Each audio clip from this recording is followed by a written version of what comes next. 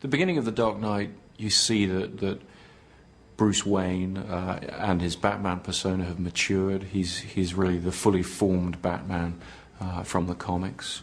But he's also in a place where he's having to question, having to gauge the response to his presence in Gotham that he's seeing. He's seeing a rise in copycats and vigilantism and all kinds of things going on, and an escalation of the war with organized crime. And so there are a lot of potentially negative consequences of his crusade brewing in Gotham at the beginning of the film. It seemed most logical to us that if he saw himself as a symbol to inspire people, if he saw what he was doing as a contained thing, a short-term crusade, if you like, to inspire the good of Gotham to take the city back, that made sense to us. And so at the beginning of The Dark Knight, you're looking at a character who has embarked on this crusade, is looking for an end to it, and sees in the person of Harvey Dent, the new district attorney in Gotham, he sees the response he was looking for. He sees the legitimate face of his campaign being taken over by Harvey Dent. And I think that pleases him for a couple of reasons. I mean, it pleases him in our story because this was his original aim, to see the good of Gotham rise again.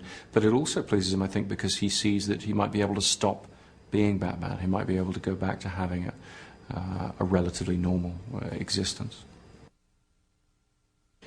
I had an idea of what the Joker would be in the world we'd created of Batman Begins.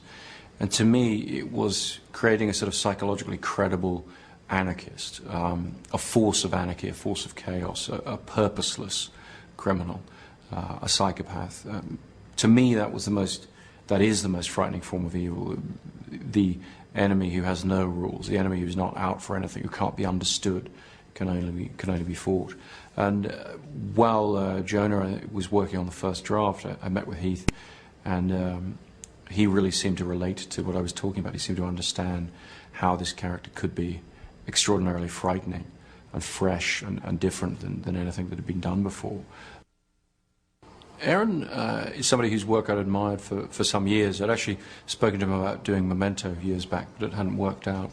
And when we were casting Harvey Dent, we were looking for somebody who could embody that all-American charm, that very heroic presence, almost the kind of Robert Redford sort of aura, but would also have this edge, would also have this undercurrent of anger and darkness to him that Harvey Dent needs, so that where he goes in the story isn't a cheat.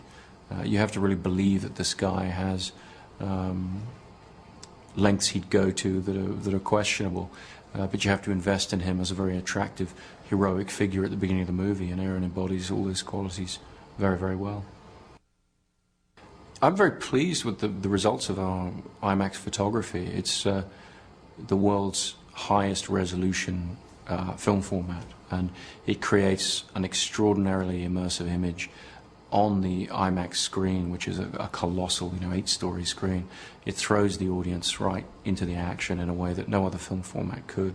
And so for our special IMAX presentations of the film, I think there's going to be a very unique experience for people to be had there.